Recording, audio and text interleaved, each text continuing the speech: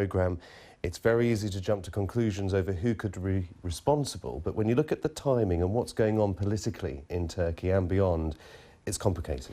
It is very complicated, but the actors in this issue is coming out very clear. If you ask the pro-Kurdish HDP, they put the blame squarely on the government, saying the government itself is to blame. And if you ask the government, the Prime Minister came out and said there are 3-4 organizations who are capable of doing this, which is, the first one is Islamic State, the PKK, Kurdish rebels, the Turkish left-wing groups. I checked the IS websites and IS sources, their daily audio bulletin. There's no mention of this attack. They usually take credit of their attacks. And a lot of attention being paid to Islamic State, I presume, because the Prime Minister mentioned that they suspected suicide bombers were exactly. involved. And previous to this is the deadliest and most significant of the 3 similar attacks. The first one took place in June, targeted pro-Kurdish party rally.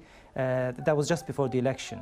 The second one targeted pro-Kurdish Turkish left-wing groups in Suruç, and that was a very fateful attack because after that the peace process publicly collapsed and the PKK started its attacks and Turkish government started bombing the PKK positions in northern Iraq. This time it's happening against the backdrop of an election just 3 weeks away, and it's not clear how this will affect the election. The PKK just declared a kind of a ceasefire today.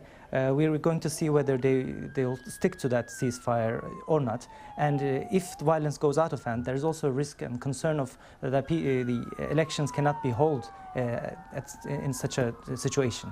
Bearing in mind, as you say, there is an election just a few weeks away. That as a backdrop, presumably that's what the pro-Kurdish HDP party, which is partly in power at the moment, are talking about when they say deep state, when they say the government could be responsible. They're talking about the so-called deep state.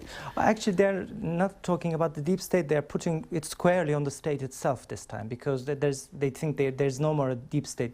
The state is fully governed by the AK Party itself. But they think the game here is that AK Party tries to prop up nationalism by resorting to the violence against the Kurdish movement in order to push the HDP below the 10% threshold, which will allow AK Party to have many more seats because almost all the MPs the HDP will go to the second party, which is the AK Party. That's the game, they say.